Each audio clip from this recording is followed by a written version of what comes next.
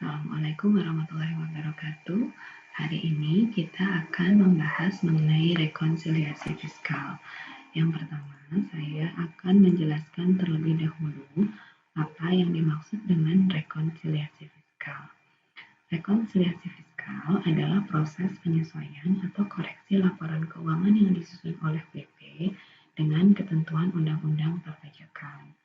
Atau dengan kata lain, menyesuaikan atau mengkoreksi LK yang telah disusun WP disesuaikan dengan aturan-aturan dalam ketentuan Undang-Undang Perpajakan. Nah, mengapa harus dilakukan rekonsiliasi fiskal?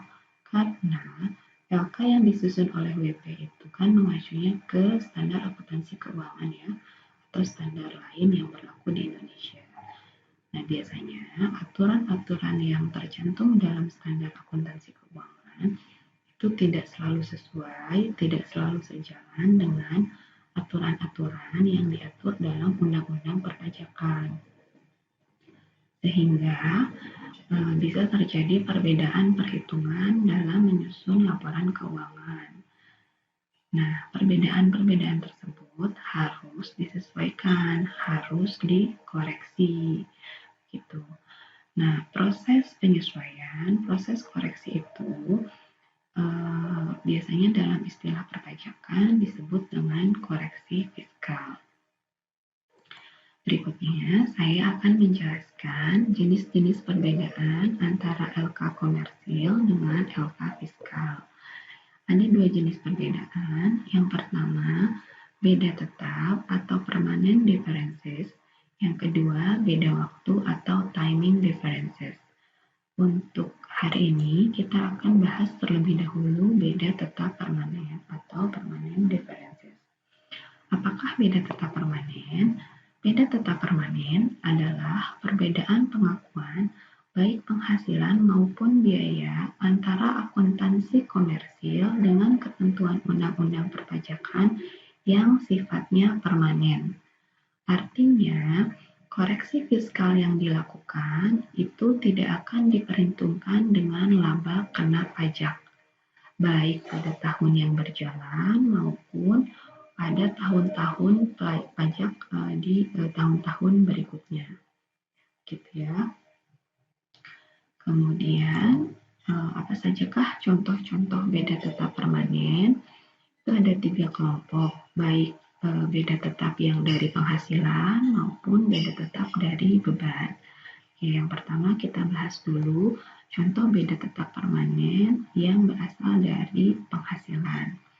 Yang pertama adalah adanya objek pajak penghasilan yang bersifat final.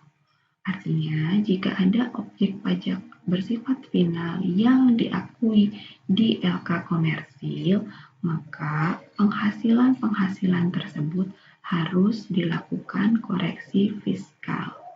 Karena ini termasuk ke dalam beda tetap permanen. Apakah penghasilan tersebut? Dalam pasal 4 dijelaskan bahwa penghasilan yang bersifat final, yang pertama, penghasilan berupa bunga deposito atau bunga tabungan, bunga obligasi, surat hutang negara, bunga simpanan yang dibayarkan oleh koperasi kepada anggota koperasi orang pribadi. Yang kedua, penghasilan yang bersifat final adalah penghasilan berupa hadiah atau undian. Yang ketiga, penghasilan bersifat final adalah penghasilan dari transaksi saham dan sekuritas lainnya, transaksi derivatif yang diperdagangkan di bursa, dan transaksi penjualan saham atau pengalihan penyertaan modal pada perusahaan pasangannya yang diterima oleh perusahaan modal Ventura. Yang keempat, penghasilan yang bersifat final adalah penghasilan dari transaksi pengalihan harta berupa tanah dan atau bangunan, usaha jasa konstruksi, usaha real estate, dan persewaan tanah atau bangunan. Ya, jadi penghasilan dari jual beli tanah, dari jasa konstruksi, kemudian dari sewa menyewa tanah atau bangunan itu termasuk dalam objek penghasilan bersifat final. Yang terakhir adalah penghasilan-penghasilan lain yang diatur dalam peraturan pemerintah. Nah, keempat jenis penghasilan ini termasuk ke dalam penghasilan yang bersifat final. Dan artinya dia tidak boleh dimasukkan sebagai atau tidak boleh diakui sebagai penghasilan dalam laporan keuangan perpajakan, sehingga harus dilakukan koreksi fiskal. Oke. Kemudian yang perlu diperhatikan juga, jika dalam memperoleh penghasilan tersebut diperlukan biaya-biaya, maka biaya-biaya tersebut pun tidak boleh dimasukkan dalam perhitungan laba atau rugi, sehingga biaya-biaya tersebut harus juga dilakukan koreksi fiskal. Oke. Misalnya untuk penjualan ini, untuk poin yang keempat, untuk transaksi pengalihan harta berupa tanah dan bangunan, jika untuk mendapatkan penghasilan tersebut, seorang WP perlu mengeluarkan biaya-biaya, biaya administrasi kah, biaya iklan kah, gitu misalnya. Nah, atas biaya tersebut, itu pun harus dilakukan koreksi fiskal, karena tidak boleh diakui sebagai biaya, gitu ya. Yang berikutnya, contoh beda tetap permanen masih dari kelompok penghasilan, yaitu penghasilan yang bukan objek PPh. Jadi, jika ada penghasilan yang bukan objek PPh, namun penghasilan tersebut diakui atau diperhitungkan dalam laporan laba rugi komersil, penghasilan tersebut harus dilakukan koreksi fiskal. Oke, karena menurut Undang-Undang Perpajakan, penghasilan tersebut tidak boleh diakui. Ya.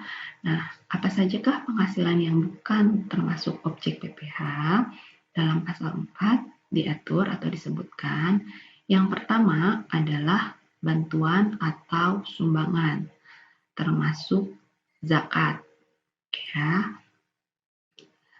Dan bantuan atau sumbangan yang termasuk zakat ini adalah bantuan-bantuan atau zakat yang diterima oleh badan amil zakat, misalnya dompet duafa. Mereka menerima bantuan, menerima sumbangan, atau menerima zakat. Nah, atas bantuan, sumbangan, dan zakat yang diterima oleh dompet duafa tersebut, itu bukan objek PPh, atau harus dilakukan koreksi fiskal, harus dilakukan atau harus dikeluarkan dari perhitungan laba dan rugi. Oke ya. Kemudian yang berikutnya, penghasilan yang bukan objek pajak adalah harta hibahan yang diterima oleh keluarga sedarah, badan keagamaan, badan pendidikan, badan sosial termasuk yayasan, koperasi, orang pribadi yang menjalankan usaha mikro dan kecil yang ketentuannya diatur atau berdasarkan peraturan Menteri Keuangan. Yang berikutnya, yang bukan penghasilan yang termasuk objek pajak adalah warisan. Gitu. Jadi ketika satu badan atau orang pribadi menerima warisan tersebut bukan objek PPh, sehingga perhitungannya harus dikeluarkan dari perhitungan laba dan ruginya.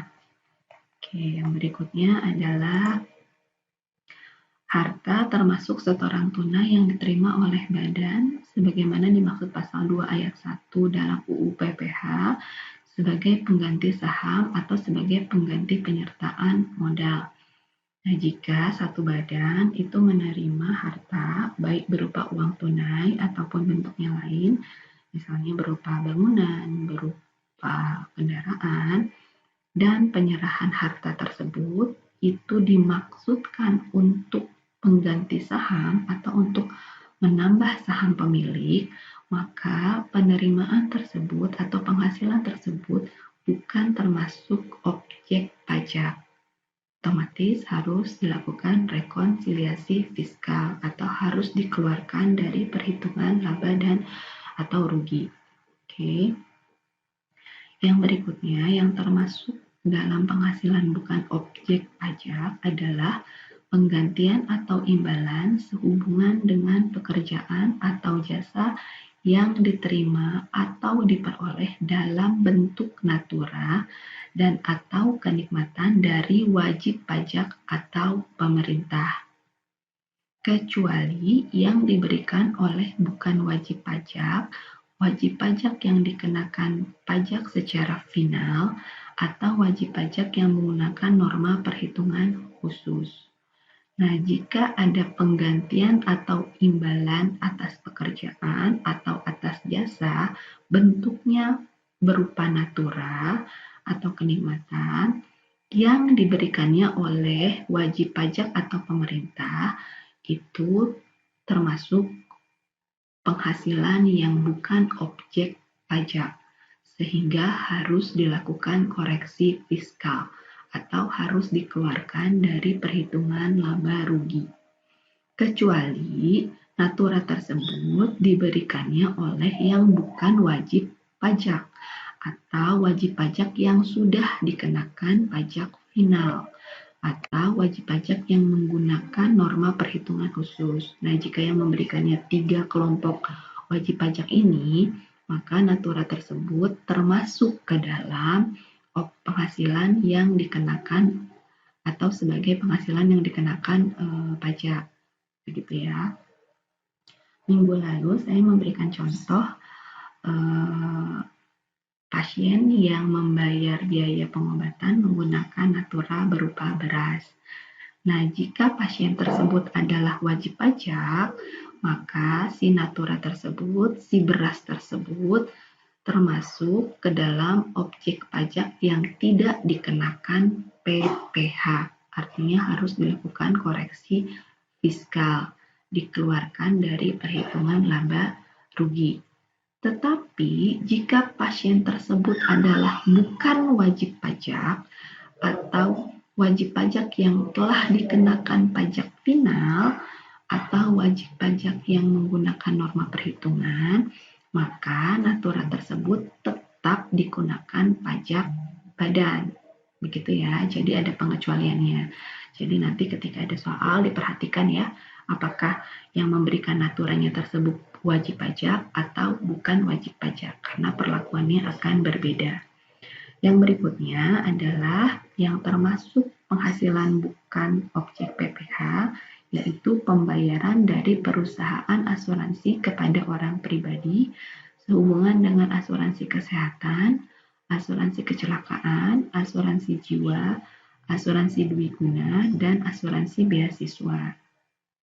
Nah, jadi kalau ada penghasilan yang judulnya adalah asuransi kesehatan, asuransi kecelakaan, itu harus dilakukan koreksi fiskal, dikeluarkan dari laporan keuangan, perhitungan laporan keuangan. Oke, yang berikutnya yang termasuk ke dalam penghasilan bukan objek pajak adalah dividen atau bagian laba yang diterima atau diperoleh perseroan terbatas sebagai wajib pajak dalam negeri, koperasi, BUMN, BUMD dari penyertaan modal pada badan usaha yang didirikan dan bertempat kedudukan di Indonesia. Dengan syarat dividen tersebut berasal dari cadangan laba yang ditahan, dan bagi perseroan terbatas, BUMN dan BUMD, kepemilikan saham pada badannya itu serendah-rendahnya 25%.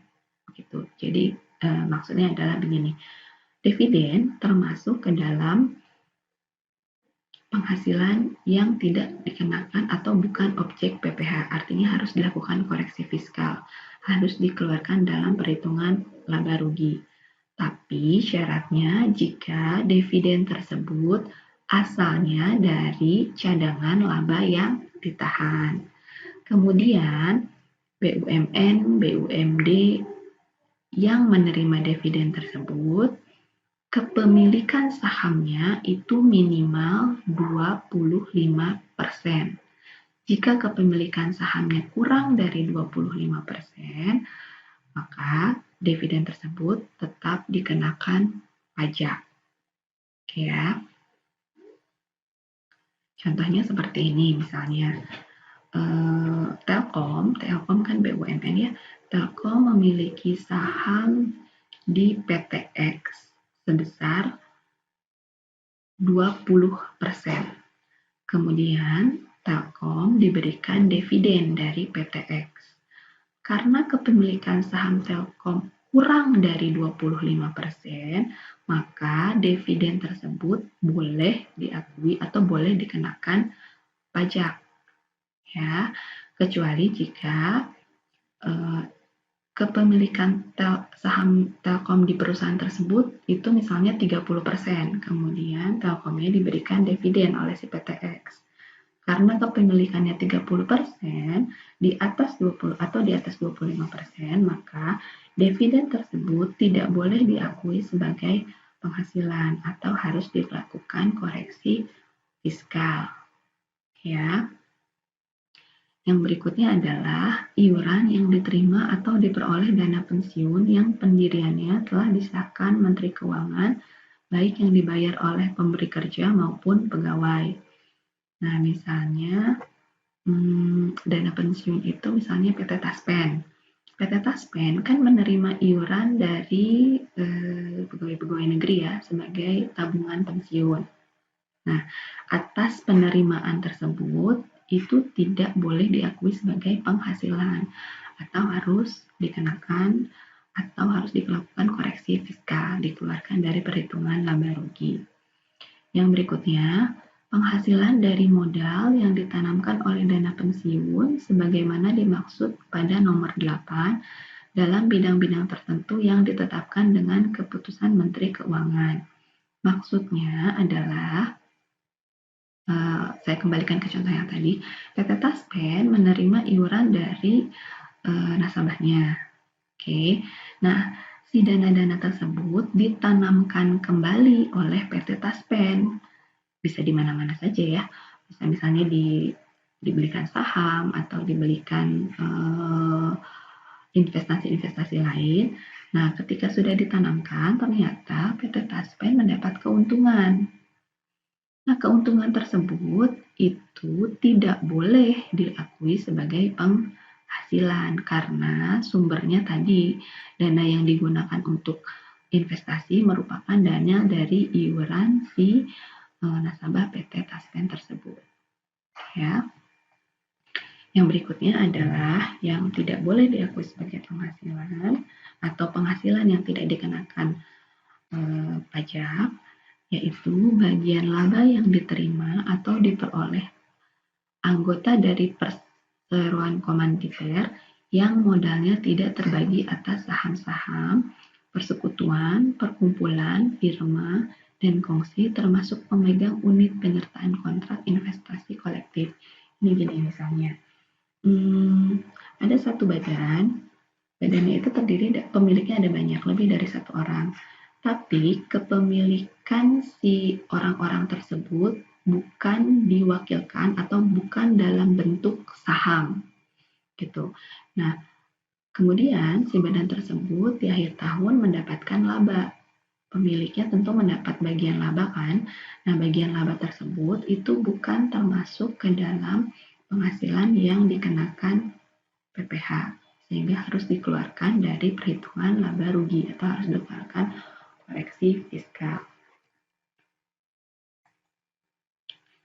Yang berikutnya, penghasilan yang diterima atau diperoleh perusahaan modal ventura berupa bagian laba dari badan pasangan usaha yang didirikan dan menjalankan usaha atau kegiatan di Indonesia, dengan syarat badan pasangan usaha tersebut merupakan perusahaan mikro, kecil, menengah, atau yang menjalankan kegiatan dalam sektor-sektor usaha yang diatur dengan atau berdasarkan PMK dan sahamnya tidak diperdagangkan di Bursa Efek di Indonesia. Misalnya, ada satu badan melakukan kerjasama dengan perusahaan kecil atau dengan UMKM atau kita kenal dengan UMKM, misalnya ya perusahaan besar PT Telkom. PT Telkom melakukan kerjasama dengan UMKM. Nah, penghasilan si atas kemudian dari kerjasama tersebut didapatlah laba. PT Telkom tentu mendapat bagian kan, si UMKM juga mendapat bagian laba. Nah, bagian laba tersebut tidak perlu dimasukkan sebagai penghasilan atau penghasilan yang tidak dikenakan pajak, sehingga harus dikeluarkan dari perhitungan laba rugi atau harus dilakukan koreksi fiskal gitu ya. Jadi kalau usahanya atau kerjasamanya dilakukan dengan UMKM, dengan industri kecil, maka atas hasil usaha tersebut tidak perlu dimasukkan sebagai penambah penghasilan. Oke, yang berikutnya, beasiswa yang memenuhi persyaratan tertentu yang ketentuannya diatur lebih lanjut dengan atau berdasarkan PMK. Jadi, jika dalam LK ada sumber penghasilan dari beasiswa, maka si beasiswa tersebut harus dikeluarkan atau harus dilakukan koreksi fiskal. Kemudian, sisa lebih yang diterima atau diperoleh badan atau lembaga nirlaba yang bergerak dalam bidang pendidikan dan atau bidang penelitian dan pengembangan yang telah terdaftar pada instansi yang membidanginya, yang ditanamkan kembali dalam bentuk sarana dan prasarana kegiatan pendidikan dan atau penelitian dan pengembangan dalam jangka waktu paling lama 4 tahun sejak diperolehnya, sisa lebih tersebut yang ketentuannya diatur lebih lanjut dengan atau berdasarkan PMK. Ini maksudnya begini, jika ada lembaga nirlaba yang bergerak dalam bidang pendidikan atau bidang penelitian, misalnya seperti UPI. UPI adalah lembaga nirlaba yang bergerak dalam bidang pendidikan dan penelitian. Kemudian UPI mendapatkan sisa lebih usaha. Karena lembaga nirlaba itu tidak dikenal laba ya, tidak dikenal istilah laba, tetapi bisa saja dalam proses kegiatannya di akhir tahun ada sisa lebih, ada uang lebih. Oke, nah uang lebih tersebut jika selama 4 tahun itu ditanam, maksimal 4 tahun disimpan atau tidak ditanamkan kembali, itu tidak dikenakan atau boleh dikeluarkan dari perhitungan penghasilan gitu ya. Jadi misalnya gini, UPI tahun 2019 mendapatkan sisa lebih sebesar 1 miliar. Kemudian sudah direncanakan 1 miliarnya ini akan ditanamkan untuk misalnya membangun gedung baru. Tetapi baru akan dilakukan di tahun 2024 misalnya. Itu dana yang 1 miliar itu tidak termasuk ke dalam penghasilan yang dikenakan pajak. Artinya harus dikeluarkan dari perhitungan pajak. Tetapi apabila si dana 1 miliar tersebut sampai dengan tahun keempat atau sampai dengan akhir tahun keempat, kemudian masuk ke tahun kelima masih belum digunakan, nah di tahun kelima baru penghasilan tersebut boleh dimasukkan ke dalam perhitungan penghasilan. Begitu ya. Kemudian yang terakhir, bantuan atau santunan yang dibayarkan oleh Badan Penyelenggara Jaminan Sosial kepada wajib pajak tertentu yang ketentuannya diatur lebih lanjut dengan atau berdasarkan PMK. Oke. Nah, kelompok 3 dalam contoh beda tetap permanen adalah kelompok yang berasal dari biaya. Jadi, ada biaya-biaya yang menurut laporan keuangan komersil diakui sebagai biaya, tetapi menurut laporan keuangan fiskal atau menurut aturan perundang-undangan perpajakan, biaya-biaya tersebut bukan termasuk biaya atau tidak boleh dibebankan, gitu ya. Nah, apa sajakah biaya-biaya tersebut? Yang pertama adalah pembagian laba dengan nama dan dalam bentuk apapun seperti dividen, termasuk dividen yang dibayarkan oleh perusahaan asuransi kepada pemegang polis dan pembagian sisa hasil usaha koperasi. Jadi, misalnya dalam laporan laba rugi komersil, di situ ada pengeluaran untuk dividen yang akan dibagikan ke pemegang saham. Nah, si dividen tersebut kalau menurut Undang-Undang Perpajakan tidak boleh dibebankan, sehingga perhitungan atau pembebanannya harus dikoreksi fiskal. Ya. Kemudian yang berikutnya adalah biaya-biaya yang dibebankan atau dikeluarkan untuk kepentingan pribadi pemegang saham. Misal, saya memiliki perusahaan. Kemudian saya mengambil uang perusahaan untuk kepentingan pribadi saya, bukan untuk kepentingan perusahaan. Nah, uang yang saya ambil tersebut tidak boleh diakui sebagai beban. Oke, jika dalam LK komersil saya masukkan uang tersebut sebagai beban, maka untuk penyusunan LK fiskal uang tersebut harus dikoreksi fiskal atau harus dikeluarkan dari perhitungan laporan keuangan. Oke, yang berikutnya yang termasuk beban yang tidak boleh diakui dalam laporan fiskal adalah pembentukan atau pemupukan dana cadangan. Jadi jika dalam LK komersil ada dana persediaan atau dana cadangan, itu harus dilakukan koreksi fiskal atau harus dikeluarkan dalam perhitungan keuangan, laporan keuangan. Kemudian yang berikutnya adalah premi asuransi kesehatan, asuransi kecelakaan, asuransi jiwa, asuransi dwiguna, asuransi beasiswa yang dibayar oleh wajib pajak orang pribadi, kecuali jika dibayar oleh pemberi kerja dan premi tersebut dihitung sebagai penghasilan bagi wajib pajak yang bersangkutan.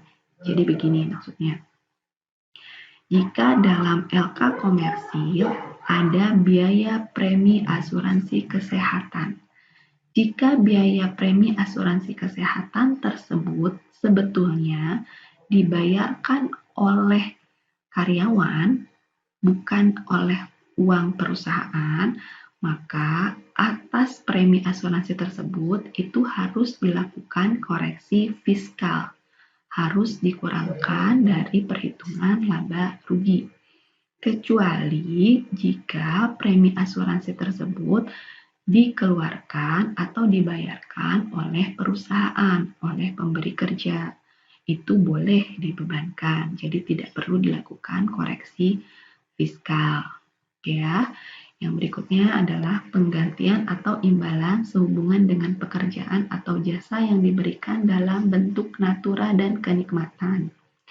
Kecuali penyediaan makanan dan minuman bagi seluruh pegawai serta penggantian atau imbalan dalam bentuk natura dan kenikmatan di daerah tertentu yang berkaitan dengan pelaksanaan pekerjaan yang diatur dengan atau berdasarkan PMK. Jadi misalnya ada biaya-biaya yang berupa natura atau kenikmatan, itu pun harus dikeluarkan atau harus dilakukan koreksi fiskal. Kecuali natura atau kenikmatan tersebut diterimanya oleh seluruh pegawai. Jadi misalnya begini, dalam LK komersil itu ada keterangan bahwa perusahaan membayarkan biaya makan siang untuk seluruh karyawan. Itu boleh dibebankan atau tidak perlu dilakukan koreksi fiskal. Tetapi jika keterangannya penggantian biaya makan siang untuk kegiatan rapat divisi A. Maka yang menerima makan siang itu kan hanya sebagian karyawan, hanya karyawan di divisi A tersebut. Nah, kalau seperti ini, penggantian imbalan yang berupa makan siang tersebut harus dikoreksi atau harus dikeluarkan dalam laporan keuangan karena menurut Undang-Undang Perpajakan tidak boleh dibebankan. Oke ya. Berikutnya adalah jumlah yang melebihi kewajaran yang dibayarkan kepada pemegang saham atau kepada pihak yang mempunyai hubungan istimewa sebagai imbalan sehubungan dengan pekerjaan yang dilakukan. Misalnya begini, saya punya perusahaan, kemudian keluarga saya ada yang bekerja di perusahaan saya. Nah, karena saya memiliki hubungan istimewa, si keluarga saya tersebut saya gaji lebih besar dan nominalnya tidak wajar dibandingkan dengan gaji-gaji yang standar, yang pada umumnya. Nah, atas kelebihan tersebut itu tidak boleh dibebankan. Misalnya si saudara saya itu menduduki sebagai supervisor akunting ya. Seharusnya kalau supervisor yang lain gajinya itu hanya 10 juta misalnya. Tapi karena saudara saya gaji dia 20 juta. Itu kan di luar kewajaran ya. Nah, kelebihannya tersebut itu tidak boleh diakui sebagai beban. Harus dilakukan koreksi fiskal. Oke.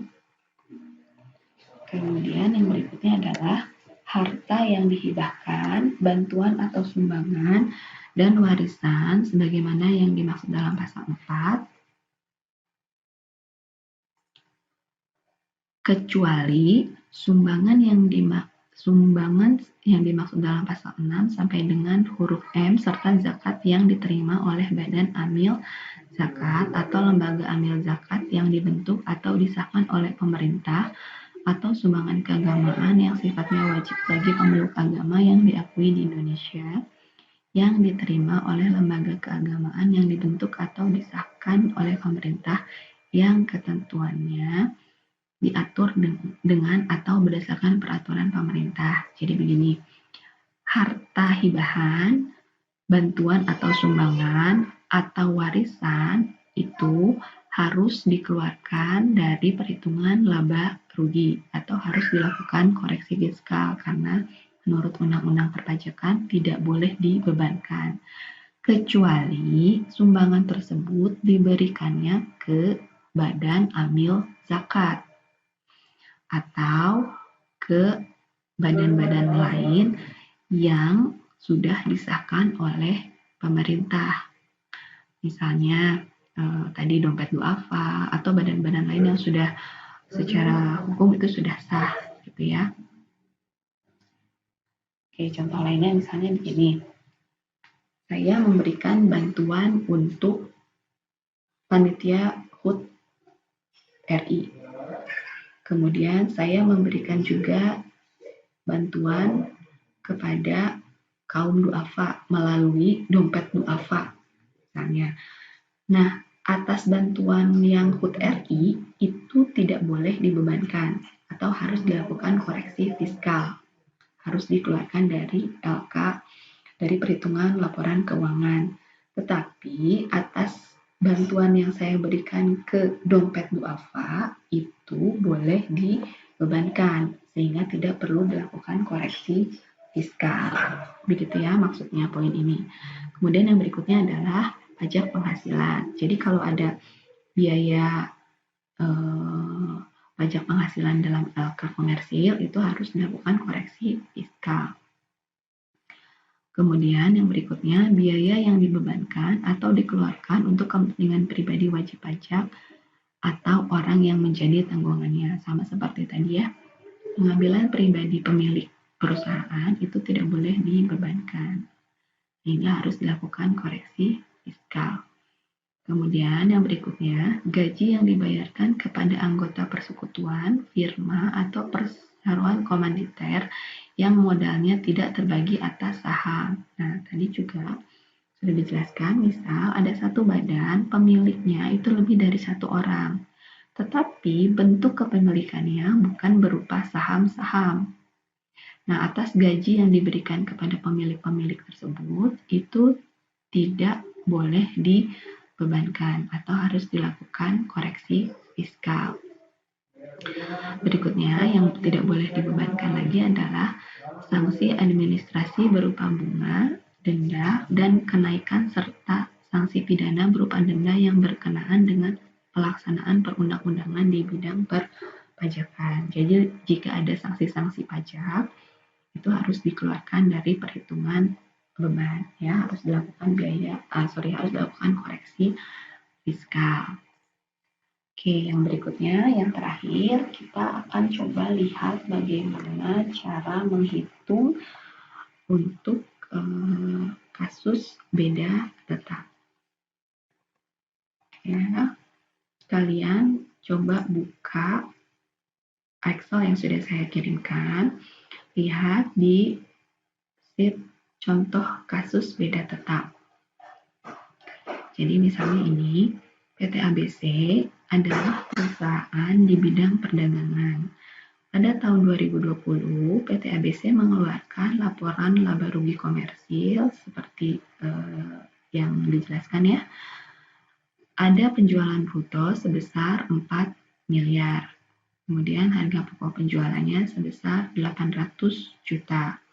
Sehingga laba kotornya adalah 3,2 miliar. Didapatnya dari mana? Dari 4 miliar dikurangi 800 juta. Sehingga didapat laba kotor 3 miliar 200 juta. Kemudian, diketahui bahwa ada biaya sanksi pajak. Oke, sebesar 100 juta rupiah. Kemudian ada penghasilan lain-lain berupa penghasilan bunga deposito sebesar 200 juta. Dan ada penghasilan sumbangan atau donasi sebesar 300 juta. Ya, dari kondisi ini mari kita analisa. Oke. Berdasarkan data dari data laporan laba rugi, diketahui ada komponen penghasilan bunga deposito sebesar 200 juta. Bunga deposito tadi sudah saya jelaskan merupakan penghasilan yang bersifat final dan termasuk dalam penghasilan yang tidak boleh diakui di perhitungan laporan perpajakan, sehingga harus dilakukan koreksi ya. Kemudian yang berikutnya lagi ada penghasilan berupa sumbangan. Tadi sudah dijelaskan juga, jika penghasilannya berupa sumbangan, itu merupakan penghasilan yang dikecualikan dari objek pajak, artinya tidak boleh diakui sebagai penghasilan, sehingga harus dilakukan koreksi fiskal. Kemudian yang berikutnya, dari data di atas diketahui juga ada biaya sanksi pajak. Nah, biaya sanksi pajak pun tadi sudah dijelaskan juga termasuk ke dalam biaya-biaya yang tidak boleh diakui dalam perhitungan laba rugi. Maka biaya sanksi pajak itu pun harus dilakukan koreksi fiskal ya. Nah, bagaimanakah penyusunan laporan laba rugi untuk koreksinya? Jadi, kita buatkan lagi sheet-nya. Oke. Untuk LK komersil tadi seperti yang sudah dicontohkan, yang dijelaskan di atas, ada penjualan bruto 4 miliar, HPP-nya 800 juta. Nah, untuk biaya sanksi pajak, ini kan seharusnya tidak boleh dibebankan ya, maka ini harus dikoreksi.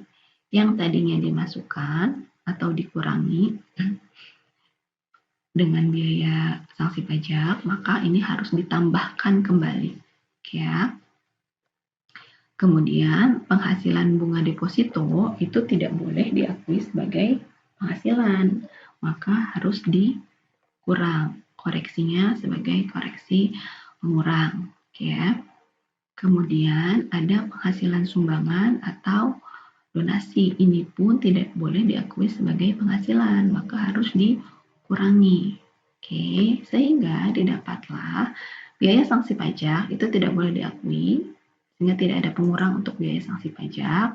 Penghasilan bunga deposito juga tidak boleh diakui, sehingga tidak perlu atau tidak boleh ada penambahan dari penghasilan bunga deposito. Dan penghasilan sumbangan atau donasi juga tidak boleh diakui, sehingga harus dihilangkan dari perhitungan laba rugi. Sehingga untuk LK fiskalnya didapatlah sebetulnya si PT ABC ini hanya memperoleh laba bersih sebesar 3,2 miliar. Gitu ya. Jadi ini contoh perhitungan untuk beda tetap. Jadi saya ulangi lagi. Beda tetap atau beda tetap permanen adalah koreksi-koreksi fiskal yang berakibat dihilangkannya suatu penghasilan atau suatu beban dari perhitungan laba rugi, baik di perhitungan pada tahun berjalan maupun di tahun-tahun yang berikutnya. Jadi ketika kalian menemukan transaksi-transaksi yang masuk ke dalam kategori perbedaan permanen, sudah langsung saja itu dikeluarkan dari perhitungan laba rugi. Oke, sekian.